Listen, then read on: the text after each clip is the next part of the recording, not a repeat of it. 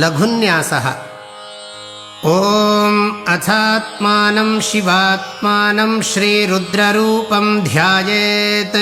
शुद्धस्फटिकसङ्काशं त्रिनेत्रं पञ्चवक्त्रकम् गङ्गाधरं दशभुजं सर्वाभरणभूषितं नीलग्रीवं शशाङ्काङ्कं नागयज्ञोपवीतिनं व्याघ्रचर्मोत्तरीयं च वरेण्यमभयप्रदम् कमण्डलवक्षसूत्राणां धारिणं शूलपाणिनं ज्वलन्तं पिङ्गलजटाशिखामुद्योतधारिणं वृषस्कन्धसमारूढमुमादेहार्धधारिणम् अमृतेनाप्लुतं शान्तं दिव्यभोगसमन्वितं दिग्देवतासमायुक्तं सुरासुरनमस्कृतं नित्यं च शाश्वतं शुद्धं ध्रुवमक्षरमव्ययम् सर्वव्यापिनमीशानं रुद्रं वै विश्वरूपिणम् एवं ध्यात्वा द्विजः सम्यक् ततो यजनमारभेत्। प्रजनने ब्रह्मा तिष्ठतु, पादयोर्विष्णुस्तिष्ठतु, हस्तयोर्हरस्तिष्ठतु, बाह्वोरिन्द्रस्तिष्ठतु, जठरे अग्निस्तिष्ठतु, हृदये शिवस्तिष्ठतु, कण्ठे वसवस्तिष्ठन्तु, वक्त्रे सरस्वती तिष्ठतु, नासिकयोर्वायुस्तिष्ठतु, नयनयोश्चन्द्रादित्यौ तिष्ठेताम्, कर्णयोरश्विनौ तिष्ठेताम्, ललाटे रुद्रास्तिष्ठन्तु, मूर्ध्न्यादित्यास्तिष्ठन्तु, शिरसि महादेवस्तिष्ठतु, शिखायां वामदेवस्तिष्ठतु,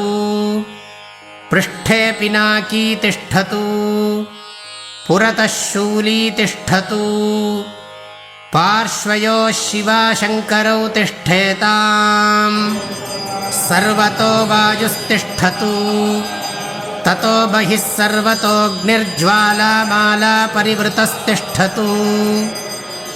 सर्वेष्वङ्गेषु सर्वा देवता यथा स्थानं तिष्ठन्तु,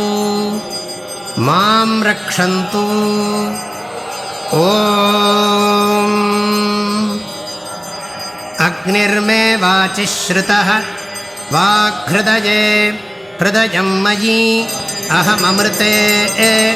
अमृतं ब्रह्मणि वायुर्मे प्राणे श्रुतः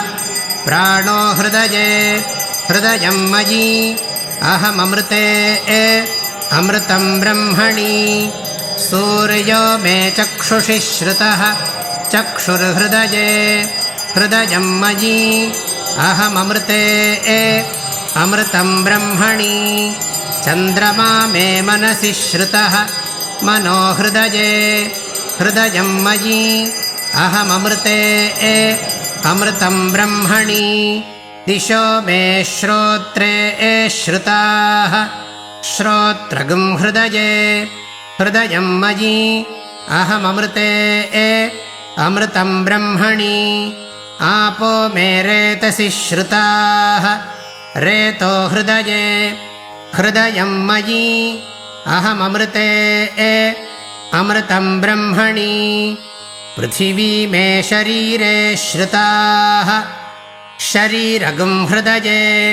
हृदयं मयि अहममृते अमृतं ब्रह्मणि ओषधिवनस्पतयो मे लोमसु श्रुताः लोमानि हृदये हृदयं मयि अहममृते अमृतं ब्रह्मणि इन्द्रो मे बले श्रुतः बलगं हृदये हृदयं मयि अहममृते अमृतं ब्रह्मणि पर्जन्यो मे मूर्ध्नि श्रुतः मूर्धा हृदये हृदयं मयि अहममृते अमृतं ब्रह्मणि ईशानो मे मन्यौ श्रुतः मन्युर्हृदये हृदयं मयि अहममृते अमृतं ब्रह्मणि आत्मा म आत्मनि श्रितः आत्मा हृदये हृदयं मयि अहममृते अमृतं ब्रह्मणि पुनर्म आत्मा पुनराजुरागात् पुनः प्राणः पुनराकूतमागात् वैश्वानरो रश्मिभिर्वावृधानः अन्तस्तिष्ठत्वमृतस्य गोपाः।